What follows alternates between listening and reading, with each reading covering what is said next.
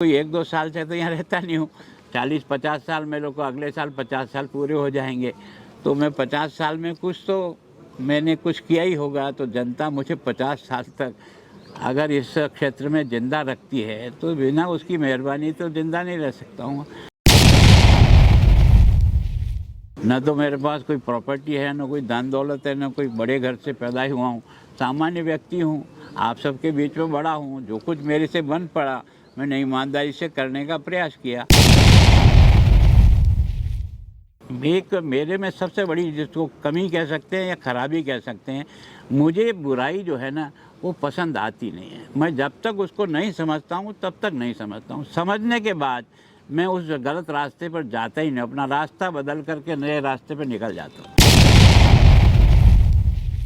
वो विद्वान लोग हैं, जैसा भी कहें अच्छा ही कह रहे होंगे, तो उनका वर्षों का ज्ञान है तो वो कह रहे होंगे उसके लिए। पर वास्तव में क्या है कि मेरा मूल्यांकन अगर कोई करेगी ना तो जनता करेगी, और उनका भी मूल्यांकन होगा तो जनता करेगी।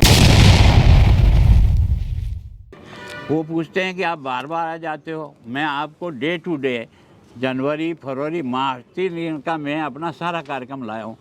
मैं ये कह सकता हूँ गारंटी के साथ कि मैं जितना प्रवास पंजाब में और चंडीगढ़ में करता हूँ, जितना पब्लिक से मैं मिलता हूँ, जितना पब्लिक के काम मैं करता हूँ, आप अनजाने डायरेक्टिव उठाना और 20 लोगों को चाहे जिसको टेलीफोन करके पूछना कि छोटा बच्चा भी मुझे पहचानता है कि नहीं पहचानता है।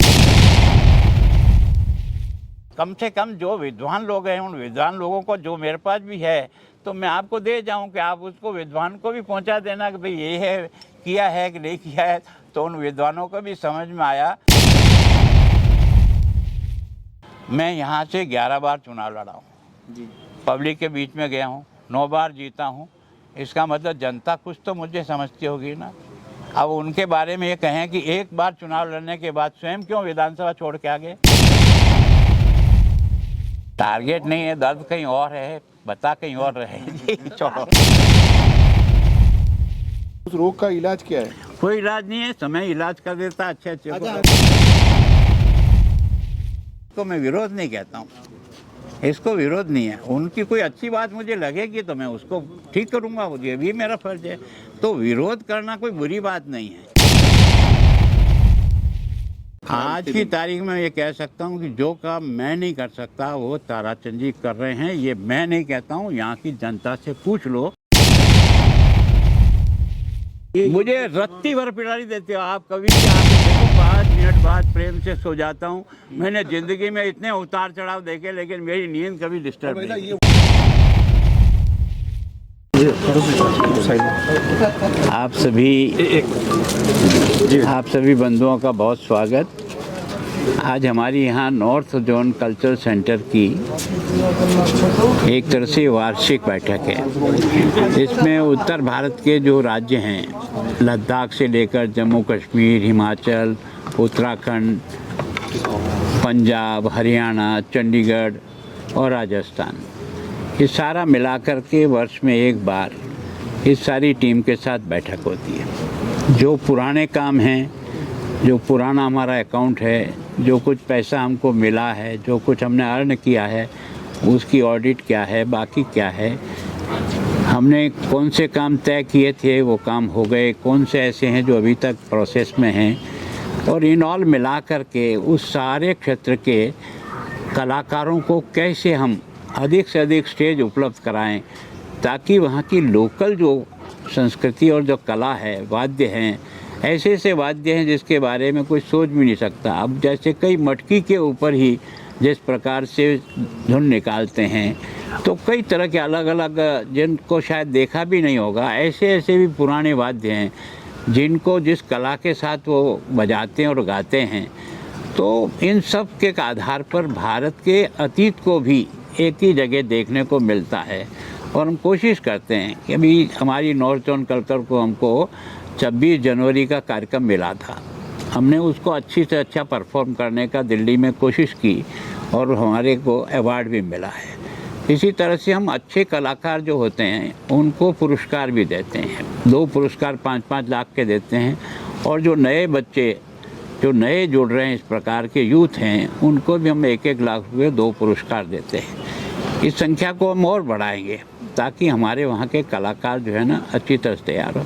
अभी मैंने सुझाव दिया और बाकी का भी सुझाव आए थे, अलग अलग राज्यों ने अपनी अपनी बातें रखी थी कि वो क्या चाहते हैं। सबकी इच्छा यही है कि नीचे के कलाकारों को ढूंढना और उनको मंच उपलब्ध कराना जिसके कारण से उस कला को आगे तक पहुंचाए और आपस में इंटरचेंज करें, ताकि क्या है कि अगर पंजाब में कोई आकर के जम्मू कश्मीर के कलाकार अगर हमारे मंच को सुशोभित करेंगे तो उससे और ज़्यादा उस पर मजबूती आएगी। तो उसके लिए प्रयास करें कि अगली बार कुछ मैंने कहा कि स्कूल और कॉलेज के भी फंक्शन में कंपटीशन करा करके उसमें से कलाकार ढूंढने का प्रयास करो, ताकि नई जनरेशन के छोटे बच्चे, कई 5 साल के 7 साल के बच्चे भी इतना अच्छा गाते हैं, इतना अच्छा बजाते हैं जिसकी कल्पना नहीं कर सकते, तो उनको भी ढूंढ करके हम किस तरह से आगे लाएं। इसके लिए जो आज मीटिंग की है तो सोचते हैं कि हम फुरकान खान जी यहाँ रहे हैं, आप सब लोग भी उनको जानते हैं।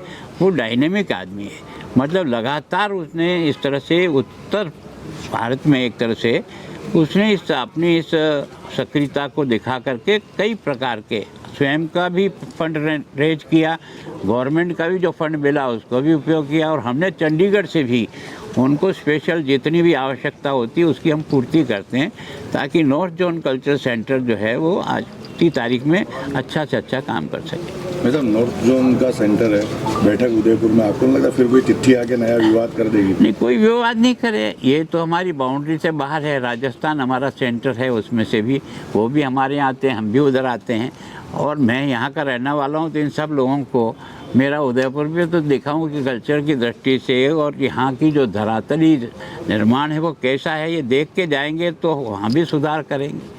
तो क्या रीज़न लगता है कि आपके उदयपुर दौरे को लेकर सवाल खड़े करने लगे? इसका जवाब ज़्यादा आप अच्छा दे सकते हो, क्योंकि मैं कोई 1-2 साल से तो यहाँ रहता नहीं हूँ।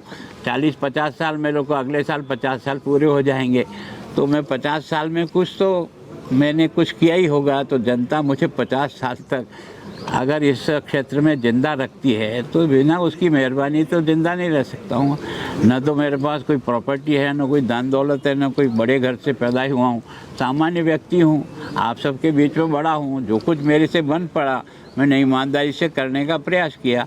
आज दिन तक लोगों ने मेरी कुछ कमियां इधर उधर निकाली होगी, पर मेरे पर किसी प्रकार कोई दाग आज तक तो नहीं लगा सका। उसका कारण यह है कि मैंने अपनी ज़िंदगी की सबसे बड़ी कमी इसी को मानी है कि मैं किसी भी प्रकार के किसी भी गलत काम में न तो कभी इन्वॉल्व हुआ है, और जो इन्वॉल्व होता है वो फिर मेरी आंखों से उतर जाता है। एक मेरे में सबसे बड़ी जिसको कमी कह सकते हैं या खराबी कह सकते हैं, मुझे बुराई जो है ना वो पसंद आती नहीं है। मैं जब तक उसको नहीं समझता हूँ तब तक नहीं समझता हूँ। समझने के बाद मैं उस गलत रास्ते पर जाता ही नहीं, अपना रास्ता बदल करके नए रास्ते पर निकल जाता हूँ। इतना समझने में क्या समझ में आई, मूल बीमारी क्या है? अब मूल बीमारी तो वो बता सकते हैं, मैं तो खैर उनको सुन रहा हूँ।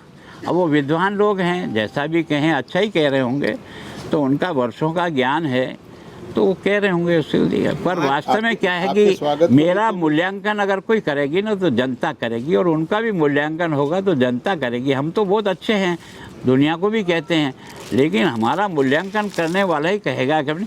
उन्होंने मुझ पर कुछ कहा कि आपने क्या किया, तो मैं आज आपको सब कुछ ऐड दे रहा हूँ। मैं जब से है ना चंडीगढ़ गया हूँ, मैंने क्या किया इसमें लिखा हुआ है। एक वो पूछते हैं कि आप बार बार आ जाते हो, मैं आपको डे टू डे जनवरी फरवरी मार्च 3 दिन का मैं अपना सारा कार्यक्रम लाया हूँ।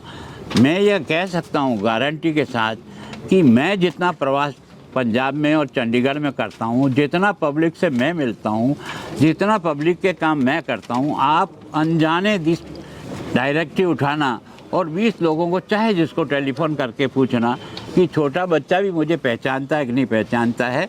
और ये जो 1-1.5 साल में है ना, कई लोग 5-5 साल रह जाने के बाद भी राज्यपाल का नाम अगर पूछे तो शायद याद नहीं आता है, बहुत माथा पचाना पड़ता तब आता है। मेरे यहाँ किसी छोटे बच्चों को भी पूछोगे पंजाब के किसी भी कोने से तो ये ज़रूर बता दें कि आपका राज्यपाल कौन है। आपको इतनी तैयारी करनी पड़ी, इसका मतलब आपने भी उस चिट्ठी को सीरियसली लिया है? नहीं, सीरियस क्यों लिया यार। कम से कम जो विद्वान लोग हैं उन विद्वान लोगों को जो मेरे पास भी है तो मैं आपको दे जाऊं कि आप उसको विद्वान को भी पहुंचा देना कि भाई ये है, किया है कि नहीं किया है। तो उन विद्वानों को भी समझ में आया। और मैं किसी का एक तौहीन नहीं करना चाहता हूँ, वो अपने जीवन का 1 साल का एक चार्ट निकाल दें कि भाई उन्होंने क्या काम किया। मैं पब्लिक से यहाँ मिलता हूँ, 250-300 लोग आते हैं, तो इसका मतलब मेरी कोई काम करने की वो समझते होंगे कि मैं उनका काम, और मैं ये नहीं पूछता हूँ तू बीजेपी है कि कांग्रेस है कि तू किस गांव का और किस काम में। मेरे सामने जो भी काम आता है और जो मुझे अच्छा लगता है, जिसको मुझे स्वयं लगता है भाई इसमें मैं नहीं करता हूँ, तो मैं उनको लौटा भी देता हूँ कि मेरे बस का रोग नहीं है। आज पार्टी का 47वां स्थापना दिवस है, आप पार्टी के संस्थापक सदस्यों में से एक हैं। क्या लगता है वर्तमान स्थिति में पार्टी जिन सिद्धांतों पर बनी थी उन पर काम कर रही है? देखो भाई, इस बारे में अब मेरे कहने का अधिकार इतना नहीं है, आप क्योंकि छोड़ मैं के गए जिस थे, वहाँ से संवैधानिक अच्छा पद पे प्रदर्शन गया हूँ ना, मैं और मेरा जो काम है ना, उसमें अगर पार्टी की लाइन से आपको एक लाइन भी दिखे कि भाई मेरे से जो पार्टी ने उम्मीद की और जो इस तरह से मुझे तैयार किया पार्टी ने, मैंने उसको करने का 100% कोशिश की है। अगर उसमें से कोई कमी है वो निकल जाए तो ठीक है। मैं सोचता हूँ कि मैं इस बारे में किसी को चुनौती नहीं देता हूँ। मैं यहाँ से 11 बार चुनाव लड़ा हूँ, जी, पब्लिक के बीच में गया हूँ, 9 बार जीता हूँ। इसका मतलब जनता कुछ तो मुझे समझती होगी ना। अब उनके बारे में ये कहें कि एक बार चुनाव लड़ने के बाद स्वयं क्यों विधानसभा छोड़ के आ गए। पर आपने जिस तरह से टिकट देने को हम तैयार बैठे थे, पर उनको लगा था कि भाई पता नहीं क्या होगा। अब जिसका कॉन्फिडेंस पब्लिक की सेवा करते हैं तो पब्लिक के बीच में खड़े रहने का दम रखते हैं। व्यक्तिगत टारगेट करने ही लक्ष्य नजर आ रहा है क्या उनका केवल? टारगेट नहीं है, दर्द कहीं और है, बता कहीं और रहे। छोड़िए यार। आपने इतना वटवृक्ष तैयार किया, अब इसमें जिस तरह यार मेरा फर्ज था, जिस पार्टी ने मुझे एक गांव देलवाड़ा से उठाकर यहाँ तक भेजा है, उसकी पार्टी की सेवा करना मेरा कर्तव्य है, मेरा एहसान नहीं है। उस रोग का इलाज क्या है? कोई इलाज नहीं है, समय इलाज कर देता अच्छे अच्छा, को। अंतिम और आखिरी सवाल क्या चिट्ठी के बाद उदयपुर प्रेम में कोई कमी तो नहीं आएगी? चिट्ठी मेरे प्रेम में कोई कमी नहीं आएगी। मैं तो जिंदा रहूंगा तब तक। इस पद तो मेरा 1-2 साल और रहेगा, उसके बाद ही मैं उदयपुर में रहूंगा। उस समय भी मेरा काम देख करके उनको बता देना। जो लोग विरोध कर रहे हैं वो आप ही के आशीर्वाद के तहत आज बड़े हुए हैं, लेकिन आज वही विरोध कर रहे हैं। देखो, ऐसा मुझे कुछ लगता नहीं। इसको मैं विरोध नहीं कहता हूँ, इसको विरोध नहीं है। उनकी कोई अच्छी बात मुझे लगेगी तो मैं उसको ठीक करूँगा, ये भी मेरा फर्ज है। तो विरोध करना कोई बुरी बात नहीं है। मतलब अपने यहाँ निंदक नियर राखिए, आंगन कुटी छवाए, तो तकलीफ क्या है? अगर कहीं कमी है तो सुधार करेंगे। हालांकि संविधान जो स्थिति है पार्टी की वर्तमान में, उदयपुर में एक मेवाड़ में मजबूत गढ़ माना जाता था, आप किस तरह से अब देखते हो बीजेपी को? देखो, मैं सोचता हूँ क्या है कि गढ़ तो व्यक्ति के ऊपर ही चलता है। ऐसा नहीं है कि हर व्यक्ति जो है ना बीजेपी का जो है वो भी हर बार चुनाव जीत जाएगा, ये भी संभव नहीं होता है। चुनाव हारना जीतना भी किसी का मूल्यांकन नहीं होता है, पर हिम्मत ही नहीं करना, मैदान छोड़ देना, ये कहाँ शोभा देता है। हारना तो संभव है। मैं जब आपने देखा कि जब इंदिरा गांधी की मृत्यु हुई तब आप और हमको सबको लगती थी न स्थिति क्या है और क्या स्थिति होने वाली है। लड़े, कोई बात नहीं, हार गए 1100 वोटों से तो हार गए, और वापस इसी तरह से हम 98 का वोट जो है ना हमारे खिलाफ हवा चली गई। मुझे कहा था भैरव सिंह जी ने कि तुम सुरक्षित वहाँ नहीं हो, तुम्हारी सीट बदल दो। मैंने कहा ना। मैंने अटल जी के सामने कहा कि अगर सीट बिगाड़ी है तो सज़ा मुझे भुगतने दो, किसी नए आदमी को क्यों लगा रहे हो आप? अगर मैंने कुछ गलत काम किया है तो वहाँ की जनता मुझे सज़ा देगी। इसका मतलब यह कि मेरा एक कॉन्फिडेंस है कि मैं जब जनता के बीच रहता हूं तो उसका प्यार और उसका आशीर्वाद मुझे मिलता है। पीछे वालों के लिए अब क्या संदेश अंतिम है? और आखिरी सवाल, क्या संवैधानिक पद पर हैं उसके बावजूद ये बता सकते हैं कि आप जहां छोड़ के गए थे उदयपुर मेवाड़, उदयपुर भाजपा को, उससे अच्छी स्थिति में है? आज की तारीख में ये कह सकता हूं कि जो काम मैं नहीं कर सकता वो ताराचंद जी कर रहे हैं। ये मैं नहीं कहता हूं, यहाँ की जनता से पूछ लो। मैं तो काम को पकड़ता था, थोड़ा आगे बढ़ाता, फिर दूसरे कामों में लग जाता। वो दांत से पकड़ करके काम को करके निकाल लाता। ये जो आपको एलिवेटेड रोड है ना, एक आदमी की ही जिद्द के कारण से उस अपनी नगर पालिका के अंदर उसने फिर से इसको जिंदा किया। मैंने कहा बड़ोदर क्या है माताफोड़ी कर दे। उन्होंने कहा यहाँ तो क्या सुप्रीम कोर्ट से भी केस लड़ना पड़ा, तो मैं ये एलिवेटेड रोड निकलवा के लाऊंगा। अरे बड़ा बेटा तो अच्छा है, फिर क्या छोटा बेटा जो गजपाल सिंह जी है वो भी उसी तरह से काम नहीं करेंगे? सब अच्छे हैं ना, अच्छे हैं तभी तो बनाया होगा यार, खराब को थोड़ी बनाते हैं पार्टी। ले भैया ये सब चीज आपको अरे तो कितनी पीड़ा देती है? मुझे रत्ती भर पिटारी देते हो आप, कभी भी आके देखो 5 मिनट बाद प्रेम से सो जाता हूँ। मैंने जिंदगी में इतने उतार चढ़ाव देखे लेकिन मेरी नींद कभी डिस्टर्ब बेटा नहीं। ये वही लोग हैं जो आपके राजभवन में आके आपसे उपरना ओढ़ के आए। नहीं क्यों नहीं यार, देखो ये तो हर आदमी का अपना अधिकार है। वो मेरे साथ रहा, मैंने उसको उड़ाया, उसने मुझे उड़ाया, इसका मतलब ऐसा थोड़ी है कि जो सब मैं चाहूँ वैसे ही चलता रहेगा।